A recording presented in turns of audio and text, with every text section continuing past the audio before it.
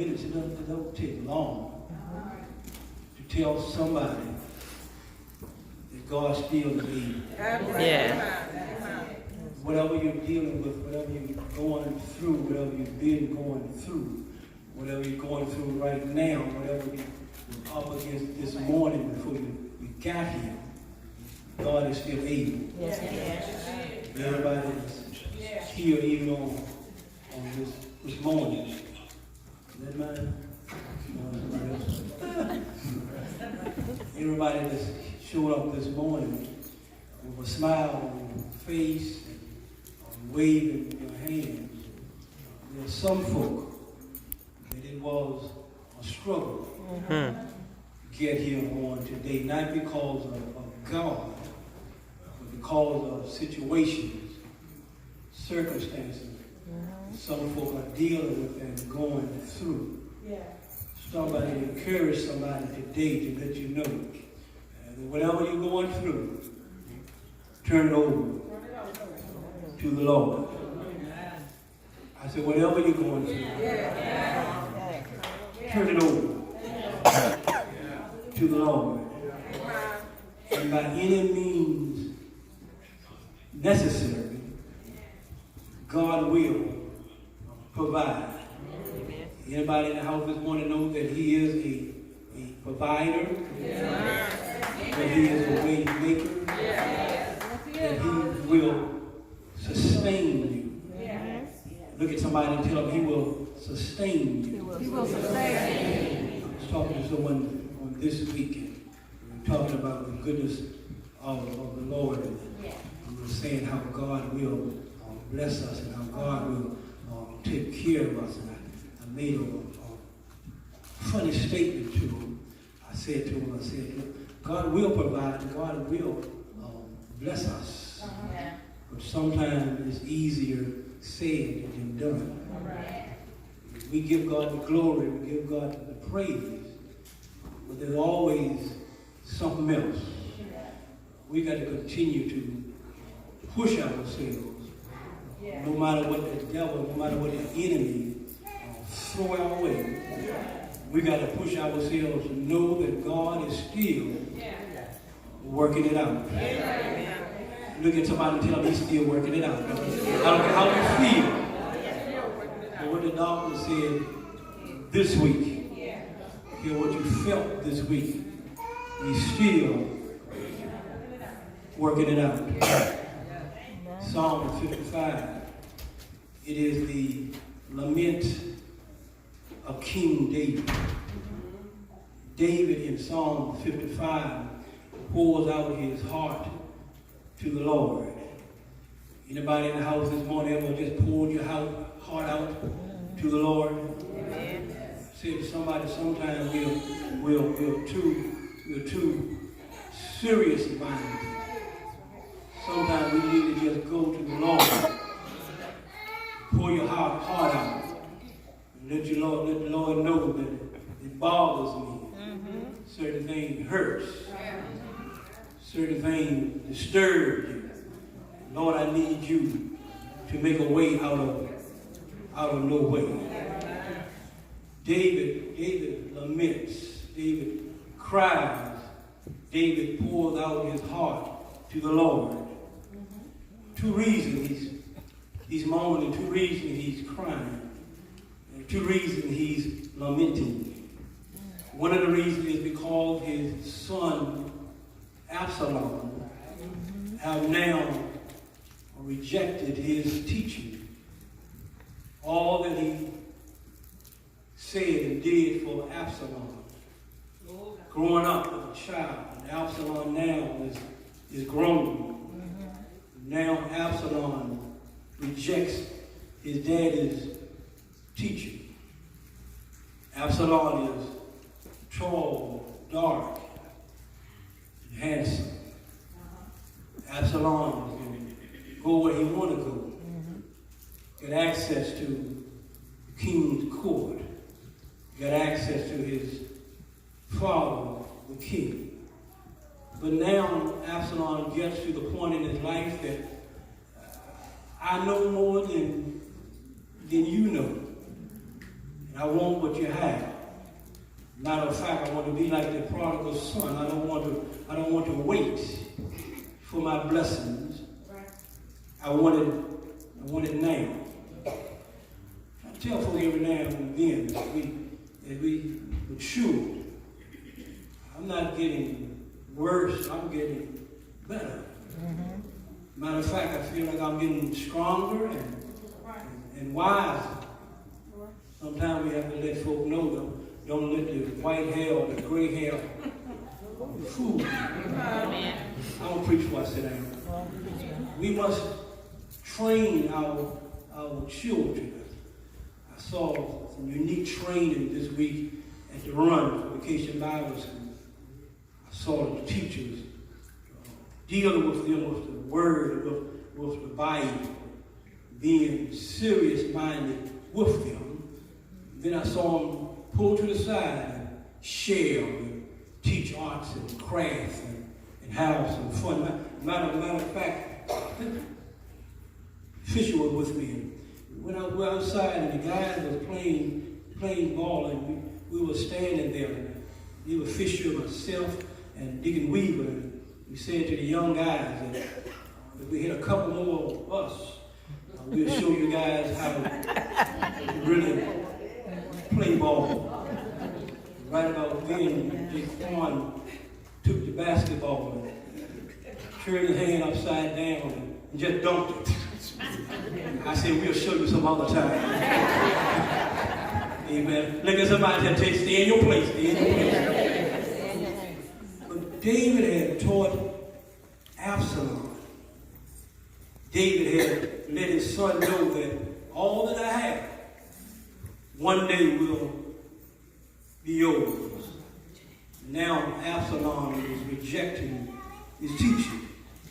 The second problem David was having was that his most trusted advisor has now abandoned him.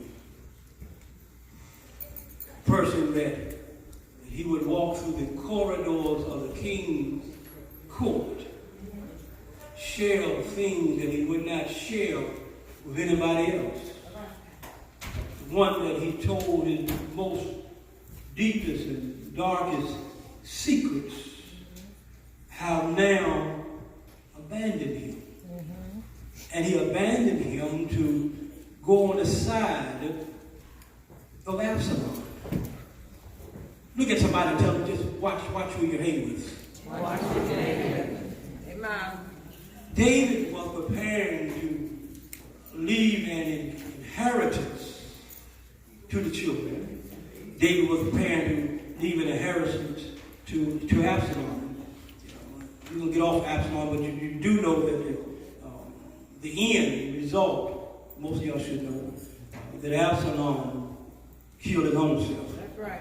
Trying to take over his father's kingdom. God turned that thing around and took him out. No. The son whom David loved taught the ways of God. The son who, after David's death, being heir to his throne, have now rejected him. Anybody ever felt rejected? Some of you felt rejected because your partner, your boo, felt rejected because, I know you felt rejected because you got a Go ahead, Pastor.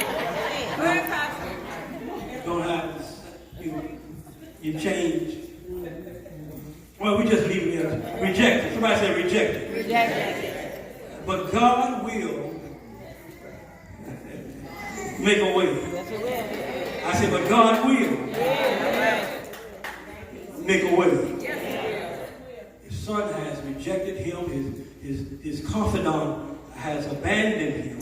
His advisor, the one whom he trusted, have turned his back on him. Have anybody ever just poured it all out to individuals? Don't raise your hand, but anybody ever just told them everything and then they get mad or get angry at you and use what you you shared in confidence to try to destroy you or try to hurt you or try to turn that thing around on you, but didn't God make a way out of no way anyhow? That's the kind of God that you and I serve. If you learn how to just turn it over. Look at your neighbor and tell him, turn it over to the Lord. His advisors have now abandoned him. David escapes, according to the Bible, he escapes to the Mount of Olives. David went to the Mount of Olives several times. He would go there because he could get away from everything, everybody, and just talk to the God of his salvation. You know, every now and then you need to just find yourself a hiding place. That's when you can really talk to the Lord. You can really pour your soul out. Not the prayer that we do on Sunday morning or the prayer that you do at the dinner table or the prayer you do at home, but when people are around you. But when nobody's around but you and God. Anybody ever just showed up with nobody around but God and just had a little talk with him and told him all about it? David goes to the Mount of Olives. He's weeping. Somebody said he's weeping. He's weeping. He's crying. He's moaning. And out of a devastating experience, David writes Psalm 55. Three things we see in Psalm 55. Verse 1 through 8, you have the prayer of distress. 9 through 15, you have the prayer of justice. 16 through 23, you have the prayer of assurance. In my distress, God shows up. Sometimes, my brothers and sisters, we're just stressed out. You know, we need to stop trying to fake it till we make it. Things bother you. Sometimes you get tired, you get wounded, you get weary, but that don't make you a bad woman or a bad man or a bad person. But it does mean that you are human. And because I'm human, I make mistakes. Because I'm human, I feel sorry. Because I'm human, I hurt. Every now and then we got to do what David says. He said, cast your burdens to the Lord. We see in the first eight verses of Psalm 55, David said, give ear to my prayer, O Lord. Do not hide yourself from my supplication, from what I'm calling on you for, what I'm crying about. Do not hide yourself from me. You give his distress. 9 through 15, you give the prayer of justice. God, I'm tired. Tired of what's going on. I'm tired of what I'm dealing with. I'm tired of what I'm going through. And God, I want you to take my enemies and do them in. I know some of y'all don't pray like that. You don't think like that because you own your pedestal. But every now and then, real folk get mad. Real folk get discouraged. Real folk get tired. And sometimes we say, God, just take them out. Listen to the prayer of David. He's 1 minute saying, God, take ear to my prayer. Give ear to my prayer.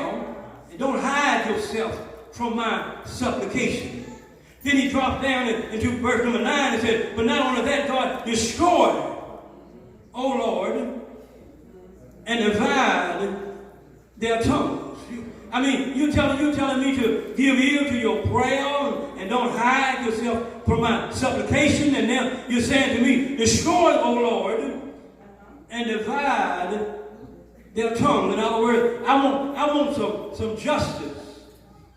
You know how folk do you wrong on your job, or do you wrong in the community, and sometimes you say, Lord, I just want some satisfaction. You know, one writer said, now I can't get no. Oh, y'all know that song? Okay, well, we leave that alone. So we pray for the prayer of justice. And then now we go down to 16 to 23. He asked the prayer of assurance. I'm sure, God, that you can do it. Verse 9, he said, destroy them. verse 15, he's saying, let death, y'all see it? He said, let death seize them. This is an anointed man of God. This is David saying, let death seize. In other words, God kill him. Not only that, let them, am I reading the Bible? Let them go down alive into hell. In other words, David says to God, out of my supplication, send them to hell. I know y'all get mad when I say sometimes, but every now and then we need to tell somebody. You just go. I mean, y'all like Bible. See, y'all like the good part of it. This is David. David says to the God of his salvation, let kill him. Take him out. Matter of fact, David said, the Lord, what I want you to do is keep him alive and send him to hell. It's in the book. For the wicked in their dwelling all among them. God, do them out. Do them in. Take care of them. Then you go right back and tell God how blessed it is for him to be on their side. In verse 18, he said, he has redeemed my soul in peace from the battle that was against me. 15 is saying, kill him, send him to hell alive.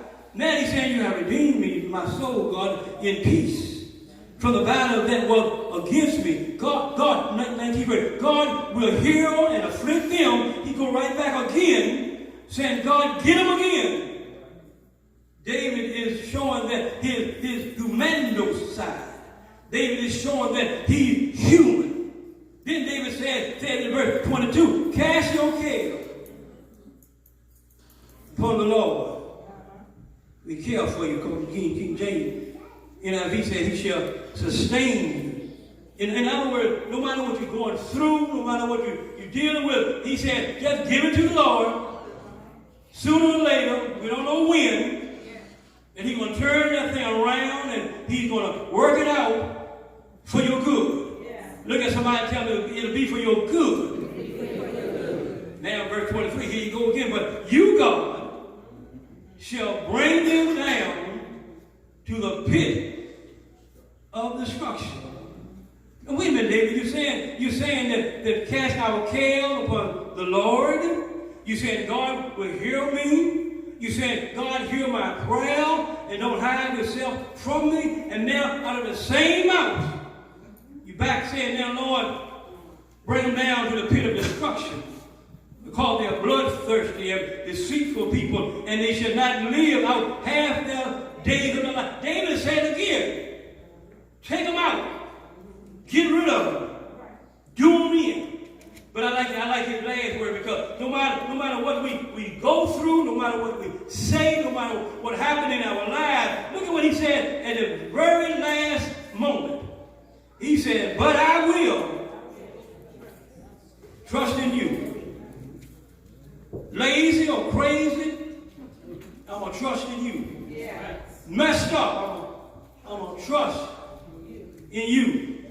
Make some mistakes every now and then, but I'm going to trust in you. May say some things that folk may not like for you to say, but I will trust in you. May go some places that you ought not go, but I will trust in you. Anybody trusting in the Lord? No matter what you're going through. David is an example. David said, no matter what has happened, no matter what's going on with Absalom, no matter what my advisor have done to me, I will trust in you. High five somebody and tell them, trust in the Lord. Trust the process. And sometimes you got to go through something in order to get where God wants you to be. And nothing that's easy is worth even having. You got to go through some things in this life. Maybe God calls you to have a sickness or ailment, but a season. Maybe that's because he wants you to have more mercy and understanding with other folk. One thing I've learned through my years is that some things that I've already experienced. When I see it again, And hey, and honey, you will see it again. Brother, you will see it again. But you'll have more mercy and understanding when you see it again. Cast your cares upon the Lord. He will sustain you. Stand on your feet.